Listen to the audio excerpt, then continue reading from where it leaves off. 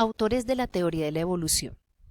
A veces de forma equivocada tendemos a pensar que evolución igual únicamente Darwin, pero la realidad es que incluso se dice en la historia que si Darwin no hubiese estado, cualquier otro había podido consolidar gran parte de las observaciones que se tenían en la época. Veamos aquí algunos de los autores principales con sus ideas características que hacen parte luego de la teoría, y si vemos cada uno con el avance de los años pues van incluyendo otros conceptos. El primero de ellos es Lamarck, 1809. En Lamarck vemos el principio clásico evolucionista, en el cual organismos surgen de manera espontánea, es decir, de la nada simplemente surgen. Estos organismos son muy simples y se convierten en organismos mucho más complejos, eso sí, a través de un gran espacio de tiempo. Para el evolucionista el tiempo es trascendental. Durante ese proceso de volverse simples a complejos, pueden suceder dos cosas. O uno, muchos de estos organismos se extinguen, o dos, se perfeccionan. Si se perfeccionan, hablamos del precepto clásico de la evolución.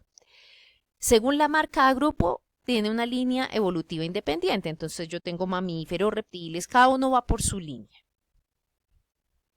Pero lo más característico que aporta la teoría Lamarck es el famoso y clásico ejemplo que incluso todavía se ve en algunos libros de biología, y es el de las jirafas. Según la observación de Lamarck, las jirafas inicialmente tenían su cuello muy corto, eran consumidoras de estas plantas, creo que su nombre son las acacias, y con el transcurso de los años, al crecer tanto las plantas y las jirafas ser tan selectivas por este tipo de alimento, lo que hicieron fue estirar, ¿cierto? Su cuello, y de esta forma se adaptaron a esas nuevas condiciones y estiraron su anatomía, digámoslo así. Pues hoy en día habría que reevaluar muchas cosas de estos elementos porque tendríamos que mirar cómo se generan nuevas vértebras. Pero sin embargo sigue siendo muy rescatable de Lamarck lo que plantea como observación, y es esto, el uso y desuso de los órganos. ¿Qué creen? ¿Que sí lo hay o no lo hay? Pues sí lo hay, porque un órgano aumenta en proporción a su uso frecuente y sostenido. Claro, si yo me voy a un gimnasio y hago el suficiente ejercicio, mi masa muscular puede aumentar. Asimismo, cuando se deja a un paciente o una persona acostada demasiado tiempo en una cama, ustedes ven que hay un detrimento, ¿cierto?, de su masa muscular, de la grasa, también se pierden algunas funciones. Ahora, debilitarlo hasta hacerlo desaparecer, bueno, ahí no estaríamos como tan de acuerdo con Lamarck. Entonces, pues realmente no tenemos mucha dificultad con esto, uso y desuso de los órganos. El problema es pensar que por ese uso exagerado yo puedo generar un nuevo órgano, como me plantean el tema de las jirafas. Por mucho que me ejercite yo en el gimnasio, lo que puedo hacer es aumentar la masa del bíceps, tríceps, los diferentes músculos, pero no genero otro músculo. Así pasen millones y millones de años, que eso es lo que sí plantea la teoría. La segunda parte que él habla es la herencia de los caracteres adquiridos. Y esto realmente es una contradicción, porque la herencia es de los caracteres que ya son previos, y él lo que dice es que él adquiere, por ejemplo, en el caso de la famosa jirafa, adquirió toda la genética que se requeriría para abrir aquí una vértebra, ¿cierto?, con sus músculos y demás. Para eso se necesita insertar material genético, pero él para su época pensaba que esos caracteres adquiridos se heredaban de generación en generación, siempre y cuando fueran cambios comunes a ambos sexos. Claro, necesito macho y hembra para reproducir esa, entre comillas, nueva especie. Esto, con la genética actual, la verdad es que ha estado bastante reevaluado, ¿sí? No hay una herencia, pero los caracteres adquiridos o esas expresiones adquiridas no se heredan de generación en generación. Entonces, por más que yo tenga dos fisicoculturistas, el hijito nace sin los músculos desarrollados, como por ponerles un ejemplo pues craso, pero para que podamos entenderlo. Para Lamarck la evolución es gradual, no repentina, y de hecho para todos los evolucionistas lo es, progresiva a lo largo del tiempo, vertical unilineal, o sea, en una línea evolutiva es que van todos. Un segundo autor es Lai Charles. Lai Charles es geólogo. Él plantea la teoría del uniformitarismo, uniformitismo o actualismo. Como geólogo, considera que el presente es la clave del pasado, cosa con la que estamos totalmente de acuerdo, y si hablamos de este tema, dice que el estudio geológico interpreta lo que sucedió en el pasado. Claro, hoy observamos, ¿cierto?, los estratos de la Tierra y podemos saber qué sucedió, que hubo glaciaciones, que hubo deshielos, todos estos elementos.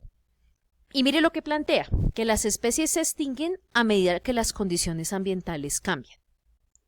¿Qué consideran de eso?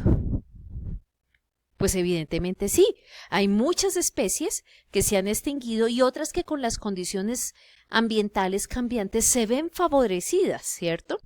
Pero lo que él plantea es que los huecos son ocupados por nuevas especies. Nuevas surgen de manera incesante. Lo curioso es que en la actualidad ni en la antigüedad veíamos ese surgimiento de nuevas. Tal vez el descubrimiento de cosas ya existentes que el hombre tal vez no conocía. De hecho, no conocemos todo lo que hay en el fondo del mar. Pero ese surgimiento de nuevas especies pues queda en duda. ¿No serán más bien variedades dentro de algunas especies? Lo que vemos es cambios en el tamaño, en la forma, pero casi que los podemos agrupar dentro de los grupos taxonómicos ya establecidos. Otro autor conocido no solo en el campo de la biología, sino más que todo en la parte social, es Thomas Robert Malthus. Malthus es bastante contemporáneo a él, es un pastor anglicano, hace estudios sobre la población humana y su incremento, y él plantea esto al hacer los estudios de poblaciones. Nacen más niños de los que pueden sobrevivir y que a su vez lleguen a ser padres. Si eso es cierto todavía, más lo era en su época, recuerden todas las enfermedades, pandemias, y si miramos las poblaciones biológicas de cualquier tipo de animal, usted, por ejemplo, un tigre, tiene 3 o 4 crías, pero sobrevive 2, o muchas veces solo una. Los insectos tienen un montón de crías, pero solo sobreviven unas pocas. Entonces, él con esas observaciones que hace de las diferentes poblaciones, hace precisamente notar este concepto que uno a veces solo se lo atribuye a Darwin, y es la lucha por la existencia. Y dice que la población, a falta de obstáculos preventivos o represivos, o sea, si yo no controlo ese crecimiento desmedido, tiende a crecer a un ritmo más acelerado que los medios de subsistencia. Sí, por eso es que se genera esa lucha, porque todos quieren sobrevivir y en cambio estos medios no se reproducen del mismo modo, a la misma tasa que el consumo. Entonces, de esta forma se produce, según Thomas Robert Malthus, una selección de los más fuertes. Ese es un concepto bastante claro, clásico, evolucionista. Más sin embargo, algunas críticas se le hacen al respecto, y en especial por más fuertes. Vamos a ver más adelante cómo este concepto es reformado o se busca un mejor término o un término más apropiado. Pero si usted ve, toda la idea evolucionista está planteada en lo que habla Thomas Robert Malthus, y a veces uno piensa que solo es Darwin. Spencer Herbert dice que la teoría de la evolución es de aplicación universal, es decir, se aplica a todo. Hace sus publicaciones 6 años antes que Darwin, y de hecho Darwin en algún momento se sintió un poquito desmotivado, no sabía si publicar, porque vio que muchas de sus observaciones estaban ahí, más lo que venía de épocas anteriores, ¿sí? No solo estos autores, sino otros ya venían hablando de lo mismo, y ellos vienen a compilar. Él habla de esto, mire, lucha por la existencia. Vemos absolutamente el mismo concepto que nos estaba hablando Thomas Robert Malthus. Y el principio de la supervivencia, mire esto, de los más aptos. Porque si hablamos de fuertes, por ejemplo, un elefante es más fuerte que una cucaracha, ¿o no? Sí, en fuerza, sí. Entonces, si lo medimos desde ese punto de vista. Pero dicen algunos que ante una bomba atómica sería más resistente o se lograría adaptar más la cucaracha. Entonces, bajo esas condiciones, ella es más apta para sobrevivir. Entonces, no es un tema de fuerza, ¿sí? Puedo tener un oso polar que es muy fuerte, pero me lo traigo a Cartagena o a una ciudad cálida y entonces no sobrevive. Entonces, más que fuerza, es un tema de la capacidad de adaptarse a los individuos. Y si las condiciones cambian, serán otros los que son aptos, así sea en ese mismo nicho ecológico. Entonces, mire, este concepto adicional es una reforma a lo que dice Thomas Robert Malthus, pero este término es realmente el que se apropia o se trabaja actualmente de los más altos. Lucha por la existencia y supervivencia de los más aptos. La lucha se sigue dando obviamente por los medios de subsistencia.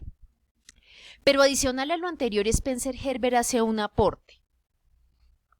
Dice que según su opinión el permanente cambio se había producido tanto en la formación de la Tierra a partir de la masa nebulosa como en la evolución de las especies en el, mire este término, crecimiento embrionario. Es él el que incluye en la teoría que los cambios grandes se dan a nivel embrionario, porque no sería la jirafa, sino no, en el embrión, y cuando ya sale el nuevo organismo, es que podemos ver los grandes cambios, dice, cada animal o en el desarrollo de las sociedades humanas. Al plantear este concepto del crecimiento embrionario, Darwin, mire cómo se sintió como que no sabía si publicar. Dice, Spencer es 1000 veces superior a mí. Más adelante vamos a ver algunos de los argumentos, pero le voy adelantando algo. La ciencia actual, la embriología y la genética han demostrado que los cambios más drásticos y terribles que le pueden suceder a cualquier organismo de cualquier especie son los que suceden a nivel embrionario, son los más caóticos. De hecho, no vemos mejoras, al contrario, vemos enfermedades y graves problemas. Eso no se nos puede olvidar. Contemporáneo a Darwin también se encuentra Alfred Russel Wallace, residente de la India Oriental, es un naturalista. Él hace observaciones muy parecidas a las de Darwin, solo que él no trabaja con pájaros, sino con algunos insectos, ¿sí? Y saca iguales conclusiones de Darwin porque él ve un insecto y cómo ese mismo insecto puede tener varias subvariedades dentro de él y entonces dice, mire cómo veo la evolución, ¿sí? Su ensayo dice sobre la tendencia de las variedades a apartarse indefinidamente del tipo original. ¿Qué quiere decir esto?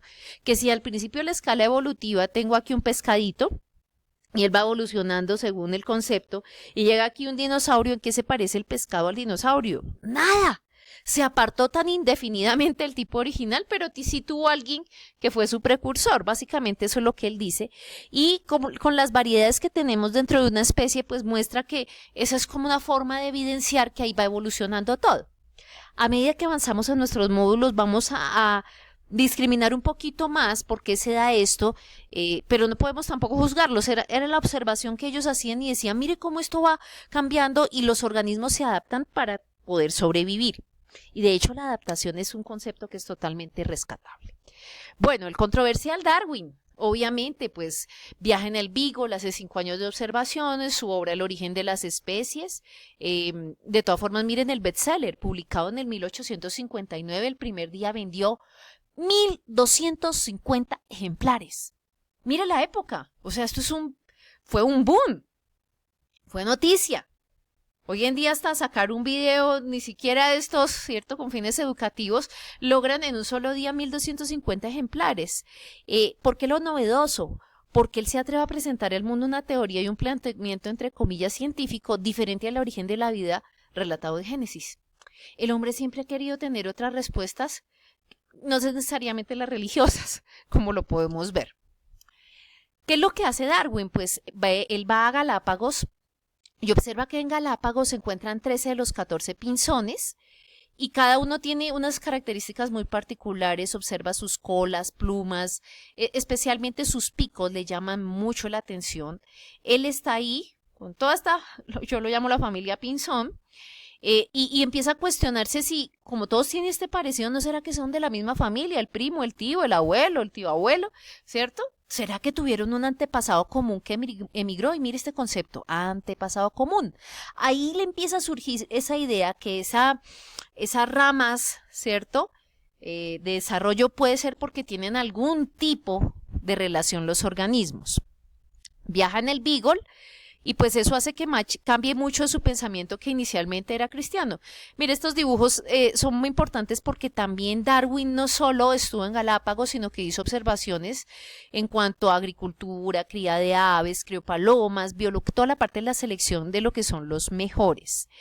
Entonces, él observa algunos elementos que veremos en el próximo video.